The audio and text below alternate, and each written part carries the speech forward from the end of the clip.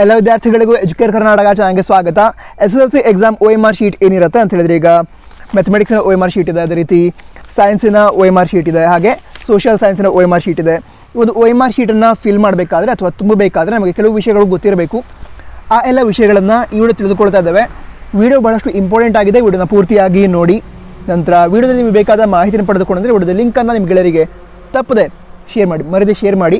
ಹಾಗೆ ನೀವು ನಮ್ಮ ಚಾನಲ್ಗೆ ಮೊದಲೇ ಬಾರಿಗೆ ವಿಸಿಟ್ ಮಾಡಿದರೆ ಅಥವಾ ಇದುವರೆಗೆ ಸಬ್ಸ್ಕ್ರೈಬ್ ಮಾಡದಿದ್ದರೆ ಸಬ್ಸ್ಕ್ರೈಬ್ ಕೂಡ ಮಾಡಿ. ಯಾಕೆ ಅಂತಂದರೆ ಮುಂದಿನ ದಿನಗಳಲ್ಲಿ SSLC ನಂತರ ಮುಂದೆ ಯಾವ ಕೋರ್ಸನ್ನು ಮಾಡೋದಕ್ಕೆ ಆಪ್ಷನ್ಸ್ ಇದ್ದಾವೆ ಅವುಗಳ ಬಗ್ಗೆ, ಅದೇ ರೀತಿ ಶಿಕ್ಷಣ ಇಲಾಖೆಯಿಂದ ಬರುವಂತಹ ಅಥವಾ ಸಿಗುವಂತಹ ಎಲ್ಲ ಸ್ಕಾಲರ್ಶಿಪ್ಗಳ ಬಗ್ಗೆ ನಿಮಗೆ ಮಾಹಿತಿಯನ್ನು ತಿಳಿಸೋ ಪ್ರಯತ್ನವನ್ನು ನಾವು ಮಾಡ್ತೇವೆ.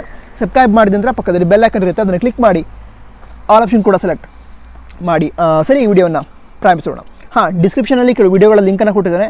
ಈ ವಿಡಿಯೋ ಮುಗಿದ ನಂತರ ಅವುಗಳನ್ನು ಕೂಡ ಚೆಕ್ ಮಾಡಿ, ನಿಮಗೆ ಖಂಡಿತವಾಗಿಯೂ ಇಷ್ಟ ಆಗುತ್ತೆ. All the best. ಸರಿ, ಈಗ ಈ ಒಂದು SSLC ಎಕ್ಸಾಮ್ 2021 ಇದರ OMR ಶೀಟನ್ನು ಫಿಲ್ ಮಾಡಬೇಕಾದ್ರೆ ನಮಗೆ ಗೊತ್ತಿರಬೇಕಾಗಿರುವಂತಹ ಎಲ್ಲ ಇಂಪಾರ್ಟೆಂಟ್ ವಿಷಯಗಳನ್ನು ಒಂದೊಂದಾಗಿ ತಿಳಿದುಕೊಳ್ತಾ ಹೋಗೋಣ.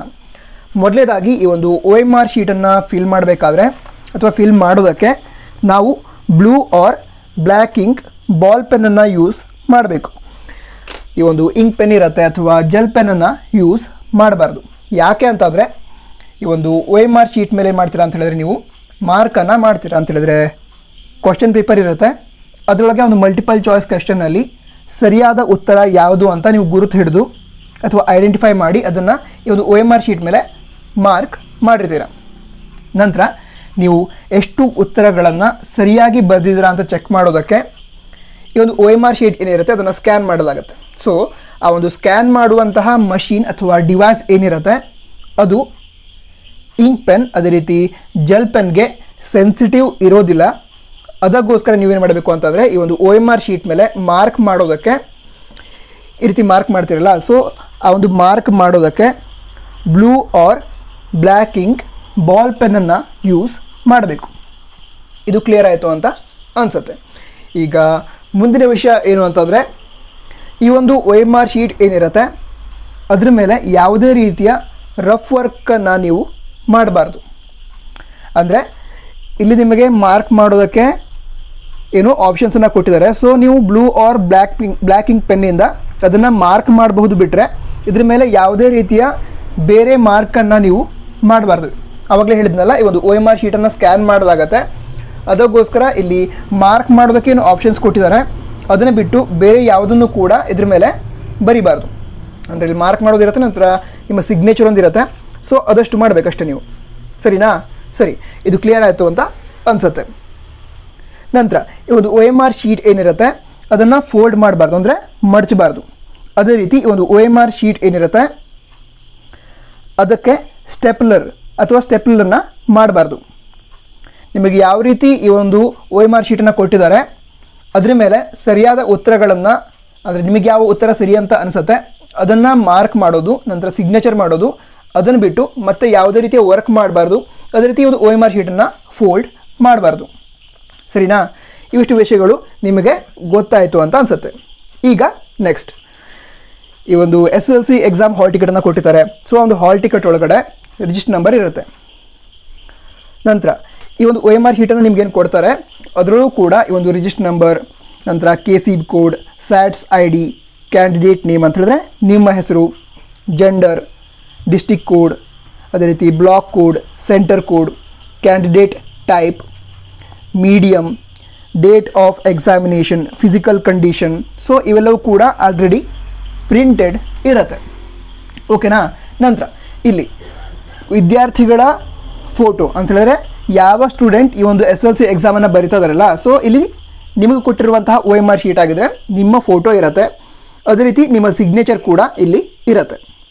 ನಂತರ ನಿಮ್ಮ OMR ಶೀಟ್ಗೆ ಸಂಬಂಧಿಸಿದಂತಹ QR ಕೋಡ್ ಕೂಡ ಆಲ್ರೆಡಿ ಪ್ರಿಂಟೆಡ್ ಇರುತ್ತೆ. ಹಾಗಿದ್ರೆ ರಿಜಿಸ್ಟರ್ ನಂಬರ್, ಡಿಸ್ಟಿಕ್ ಕೋಡ್, ನಂತರ ಕ್ಯಾಂಡಿಡೇಟ್ ನೇಮ್, ಜೆಂಡರ್, ನಂತರ ಇಲ್ಲಿ ಬೇಕಾಗಿರುವಂತಹ ಎಲ್ಲ ಡೀಟೇಲ್ಸ್ ಕೂಡ ಆಲ್ರೆಡಿ ಪ್ರಿಂಟೆಡ್ ಇರುತ್ತೆ. ಅಂದರೆ ಇವತ್ತು OMR ಶೀಟ್ ಮೇಲೆ ಪ್ರಿಂಟ್ ಆಗಿರುತ್ತೆ. ಸೊ ಇಲ್ಲಿ ಸೈನ್ಸ್ ಇದೆ, ಅದೇ ರೀತಿ ಮ್ಯಾಥಮೆಟಿಕ್ಸ್ ಆದರೆ ಅದಕ್ಕೂ ಕೂಡ ಎಲ್ಲ ಡೀಟೇಲ್ಸ್ ಆಲ್ರೆಡಿ ಪ್ರಿಂಟ್ ಆಗಿದ್ದಿರುತ್ತೆ. ಅದೇ ರೀತಿ ಸೋಷಿಯಲ್ ಸೈನ್ಸ್ ಆದರೆ ಇಲ್ಲೂ ಕೂಡ ಎಲ್ಲ ಡೀಟೇಲ್ಸ್, ಅಂದರೆ ನಿಮಗೆ ಸಂಬಂಧಿಸಿದ ಡೀಟೇಲ್ಸ್ ಪ್ರಿಂಟೆಡ್ ಇರುತ್ತೆ. ಕ್ಲಿಯರ್ ಆಯಿತಾ? ಇಲ್ಲಿವರೆಗೆ ಕ್ಲಿಯರ್ ಆಯಿತು ಅಂತ ಅನಿಸುತ್ತೆ. ನಂತರ ನಿಮಗೆ ಈ ಒಂದು OMR ಶೀಟನ್ನು ಕೊಟ್ಟ ನಂತರ ನೀವೇನು ಮಾಡ್ಬೋದು, ಕ್ಯಾಂಡಿಡೇಟ್ ನೇಮ್ ಅಂದರೆ ನಿಮ್ಮ ಹೆಸರು, ಜೆಂಡರ್, ನಂತರ ಫೋಟೋ, ನಿಮ್ಮದೇ ಫೋಟೋ ಇರುತ್ತೆ, ಸೊ ನಿಮ್ಮ ಫೋಟೋ, ಸಿಗ್ನೇಚರ್, ಸೊ ಇವಿಷ್ಟು ನೋಡಿಕೊಂಡು ನಿಮಗೆ ಸಿಕ್ಕಿರುವಂತಹ OMR ಶೀಟ್ ನಿಮ್ಮದೇ ಹೌದೋ ಅಥವಾ ಅಲ್ಲವೋ ಅಂತ ಚೆಕ್ ಮಾಡಬೇಕು. ಚೆಕ್ ಹೇಗೆ ಮಾಡ್ತೀರಾ ಹೇಳಿದ್ನಲ್ಲ, ನಿಮ್ಮ ಫೋಟೋ, ಸಿಗ್ನೇಚರ್ ಇರುತ್ತೆ, ಹೆಸರಿರುತ್ತೆ, ಜೆಂಡರ್ ಇರುತ್ತೆ, ನಂತರ ಕ್ಯಾಂಡಿಡೇಟ್ ಟೈಪ್ ಇರುತ್ತೆ, ಮೀಡಿಯಮ್ ಇರುತ್ತೆ, ಅಂದರೆ ಕನ್ನಡ ಮೀಡಿಯಮು ಇಂಗ್ಲೀಷ್ ಮೀಡಿಯಮ್ ಅಂತ, ಸೊ ಆ ಎಲ್ಲ ಡೀಟೇಲ್ಸ್ ಇರುತ್ತೆ. ಅದನ್ನು ಚೆಕ್ ಮಾಡಿ ನಿಮಗೆ ಸಿಕ್ಕಿರುವಂತಹ OMR ಶೀಟ್ಸ್ ಏನಿದ್ದಾವೆ ಸೊ ಅದು ನಿಮ್ಮದೇ ಹೌದೋ ಅಥವಾ ಅಲ್ಲವೋ ಅಂತ ಚೆಕ್ ಮಾಡಬೇಕು. ಅಂದರೆ ಮಾರ್ಕ್ ಮಾಡೋದಕ್ಕೆ ಪ್ರಾರಂಭ ಆಗೋಕ್ಕಿಂತ ಮೊದಲು ಒಂದು ಸಲ ಚೆಕ್ ಮಾಡಬೇಕಷ್ಟೆ.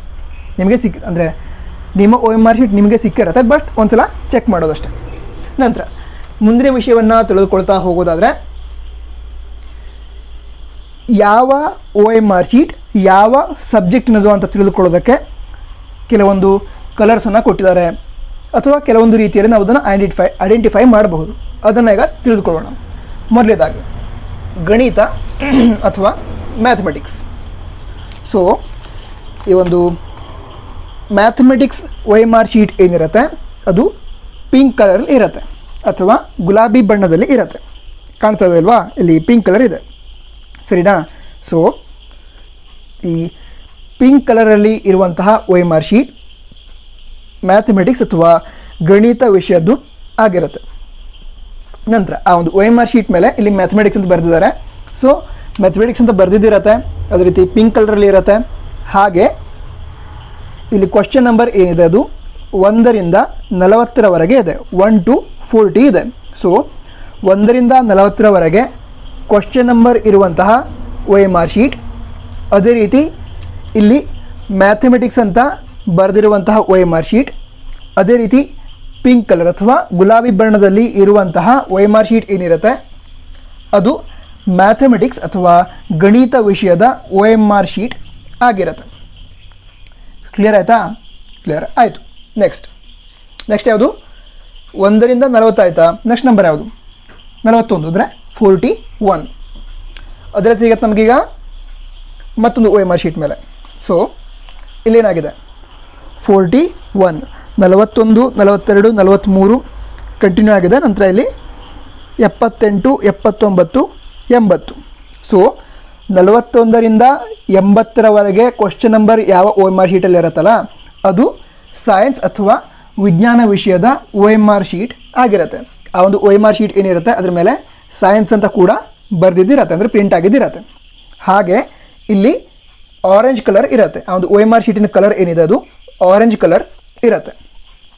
ಕ್ಲಿಯರ್ ಆಯಿತಾ?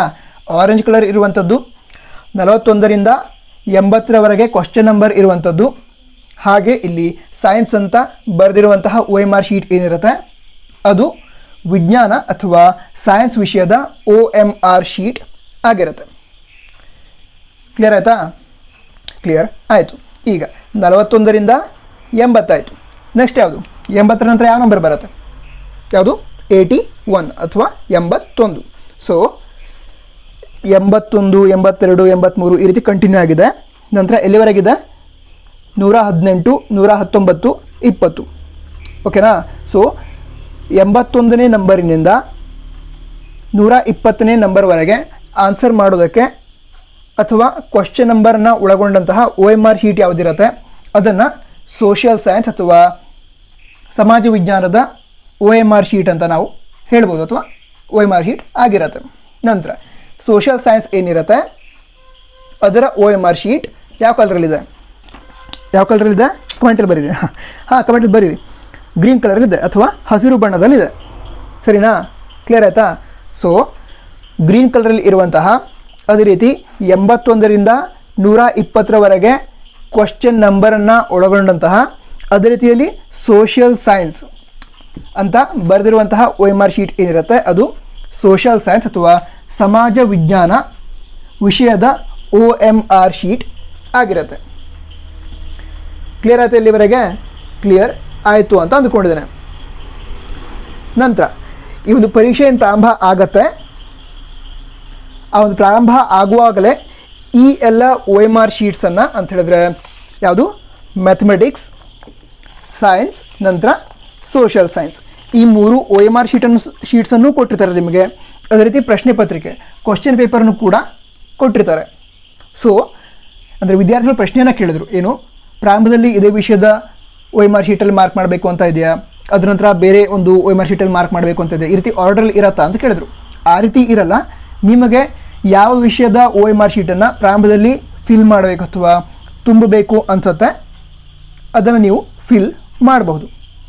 ಯಾವುದೇ ಆರ್ಡ್ರಲ್ಲಿ ಇರಲ್ಲ ಅಂತ ಹೇಳಿದ್ರೆ ಪ್ರಾರಂಭದಲ್ಲೇ ಕೊಟ್ಟಿರ್ತಾರಲ್ವ. ಸೊ ಮ್ಯಾಥಮೆಟಿಕ್ಸ್ ಆಗಿರ್ಬೋದು, ಸೈನ್ಸ್ ಆಗಿರ್ಬೋದು, ಸೋಷಿಯಲ್ ಸೈನ್ಸ್ ಎಲ್ಲವನ್ನೂ ಕೂಡ ಪ್ರಾರಂಭದಲ್ಲೇ ಕೊಟ್ಟಿರೋದ್ರಿಂದ 3 OMR ಶೀಟ್ಸು ಇರುತ್ತೆ, ನಂತರ 3 ಕ್ವಶನ್ ಪೇಪರ್ಸು ಇರುತ್ತೆ ನಿಮ್ಮ ಹತ್ರ, ನಂತರ ಮಾರ್ಕ್ ಮಾಡೋದಕ್ಕೆ blue or black ink pen ಇರುತ್ತೆ.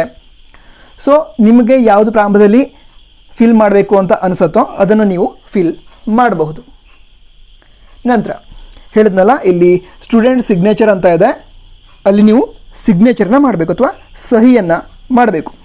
ಇಲ್ಲಿ ಫೋಟೋ ಮತ್ತು ಸಿಗ್ನೇಚರ್ ಆಲ್ರೆಡಿ ಪ್ರಿಂಟೆಡ್ ಇರುತ್ತೆ, ಅಂದರೆ ನಿಮ್ಮ ಸ್ಕೂಲ್ನವರು ನಮ್ಮ ಶಿಕ್ಷಣ ಇಲಾಖೆಯವರು ಕಳಿಸಿರ್ತಾರೆ. ಸೊ ಅದರ ಪ್ರಕಾರ ನಿಮ್ಮ ಫೋಟೋ ಮತ್ತು ಸಿಗ್ನೇಚರ್ ಅದೇ ರೀತಿ QR ಕೋಡ್ ಪ್ರಿಂಟೆಡ್ ಇರುತ್ತೆ.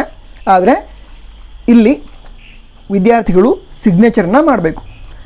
ಅಂದರೆ 3 OMR ಶೀಟ್ ಇರುತ್ತಲ್ವ ಒಂದು ಪರೀಕ್ಷೆಗೆ. ಸೊ 3 OMR ಶೀಟ್ನಲ್ಲಿ ಈ ಪ್ಲೇಸ್ ಏನಿರುತ್ತೆ ಅಲ್ಲಿ ಸೈನನ್ನು ಮಾಡಬೇಕು ಅಂತ ಹೇಳಿದ್ರೆ, ಮ್ಯಾಥಮೆಟಿಕ್ಸ್ ಆಗಿದ್ದರೆ ಅದರೊಳಗೆ ಇಲ್ಲಿ ಸೈನ್ ಮಾಡಬೇಕು, ಅದೇ ರೀತಿ ಸೈನ್ಸ್ ಆಗಿದ್ದರೆ ಅದಕ್ಕೂ ಕೂಡ ಇಲ್ಲಿ ಸಿಗ್ನೇಚರ್ನ ಮಾಡಬೇಕು. ಹಾಗೆ ಈ ಒಂದು ಸೋಷಿಯಲ್ ಸೈನ್ಸ್ ಏನಿದೆ ಅಲ್ಲೂ ಕೂಡ ಇಲ್ಲಿ ಸಿಗ್ನೇಚರನ್ನು ಮಾಡಬೇಕು. ನಂತರ ಮತ್ತೊಂದು ಕಾಲಮ್ ಇದೆ ಅಲ್ಲಿ ಇನ್ವಿಜಿಲೇಟರ್ ಸಿಗ್ನೇಚರ್ ಅಂತ, ಅಲ್ಲಿ ನಿಮ್ಮ ಎಕ್ಸಾಮಿನೇಷನ್ ಹಾಲ್ನಲ್ಲಿ ಇರುವಂತಹ ಇನ್ವಿಜಿಲೇಟರ್ ಇಲ್ಲಿ ಸಿಗ್ನೇಚರನ್ನು ಮಾಡ್ತಾರೆ. ಇಲ್ಲಾಯಿತು ನಂತರ ಇಲ್ಲಿ ಈ ಸಿಗ್ನೇಚರನ್ನು ಮಾಡ್ತಾರೆ, ಇಲ್ಲಿ ನೀವು ಸಿಗ್ನೇಚರನ್ನು ಮಾಡಬೇಕು. ಈ ಎಲ್ಲ ವಿಷಯಗಳು ನಿಮಗೆ ಅರ್ಥ ಆಗಿದೆ ಅಂತ ಅನಿಸುತ್ತೆ. ಅದೇ ರೀತಿ ವಿಡಿಯೋ ಕೂಡ ಇಷ್ಟ ಆಗಿದೆ ಅಂತ ಕೂಡ ಅಂದುಕೊಂಡಿದ್ದಾರೆ. ಇಷ್ಟ ಆಗಿದ್ರೆ ಅಥವಾ ವಿಡಿಯೋದ ನಿಮಗೆ ಸಹಾಯ ಆಗಿದರೆ ಕಮೆಂಟ್ ಬಾಕ್ಸಲ್ಲಿ ನಮ್ಮ ಚಾನಲ್ ಬಗ್ಗೆ ಅಥವಾ ಈ ವಿಡಿಯೋದ ಬಗ್ಗೆ ನಿಮ್ಮ ಅನಿಸಿಕೆಯನ್ನು ತಿಳಿಸಿ. ಹಾಗೆ ಈ ವಿಡಿಯೋ ನಿಮಗೆ ಸಹಾಯ ಆಗಿದ್ದರೆ ನಿಮ್ಮ ಗೆಳೆಯರು ಕೂಡ ಸಹಾಯ ಆಗ್ಬೋದು, ಹೌದಾ? ಸೊ ಅದಕ್ಕೋಸ್ಕರ ಈ ವಿಡಿಯೋದ ಲಿಂಕ್ ಏನಿರುತ್ತೆ ಅದನ್ನು ನಿಮ್ಮ ಗೆಳೆಯರಿಗೆ, ಅದೇ ರೀತಿ ಸ್ಕೂಲಿನ ವಾಟ್ಸಪ್ ಗ್ರೂಪ್ ಇರುತ್ತೆ, ಸೊ ಅದ್ರೊಳಗೆ ಶೇರ್ ಮಾಡಿರಿ, ಅಥವಾ ಫ್ರೆಂಡ್ಸಿನ ವಾಟ್ಸಪ್ ಗ್ರೂಪ್ ಇರುತ್ತೆ ಅದ್ರೊಳಗೆ ಶೇರ್ ಮಾಡಿರಿ, ಓಕೆನಾ? ಅದೇ ರೀತಿ ನೀವು ನಮ್ಮ ಚಾನಲ್ಗೆ ಮೊದಲೇ ಬಾರಿಗೆ ವಿಸಿಟ್ ಮಾಡಿದರೆ ಅಥವಾ ಇದುವರೆಗೆ ಸಬ್ಸ್ಕ್ರೈಬ್ ಮಾಡಿದ್ರೆ ಸಬ್ಸ್ಕ್ರೈಬ್ ಕೂಡ ಮಾಡಿ. ಯಾಕೆ ಅಂತಂದರೆ ಮುಂದಿನ ದಿನಗಳಲ್ಲಿ ಈ ಒಂದು SSLC ನಂತರ ಮುಂದೆ ಯಾವ್ಯಾವ ಕೋರ್ಸನ್ನು ಮಾಡೋದಕ್ಕೆ ಆಪ್ಷನ್ಸ್ ಇದ್ದಾವೆ, ಹಾಗೆ ನಮ್ಮ ಶಿಕ್ಷಣ ಇಲಾಖೆಯಿಂದ ಬರುವಂತಹ ಎಲ್ಲ ಸ್ಕಾಲರ್ಶಿಪ್ ಆ ಎಲ್ಲ ಮಾಹಿತಿಯನ್ನು ನಿಮಗೆ ತಿಳಿಸೋ ಪ್ರಯತ್ನವನ್ನು ಮಾಡ್ತೇವೆ. ಅದಕ್ಕೋಸ್ಕರ ಸಬ್ಸ್ಕ್ರೈಬ್ ಕೂಡ ತಪ್ಪದೆ ಮಾಡಿ. All the best. ಪರೀಕ್ಷೆಯನ್ನು ಚೆನ್ನಾಗಿ ಮಾಡಿ. ನಮ್ಮ ಶಿಕ್ಷಣ ಇಲಾಖೆಯವರು ಅಥವಾ ನಮ್ಮ ಶಿಕ್ಷಣ ಸಚಿವರು ಮಾಹಿತಿ ನೀಡಿದರೆ SSLC ಎಕ್ಸಾಮನ್ನು ಬರೀತಾ ಇರುವಂತಹ ಯಾವುದೇ ವಿದ್ಯಾರ್ಥಿನ ಫೇಲ್ ಮಾಡೋದಿಲ್ಲ.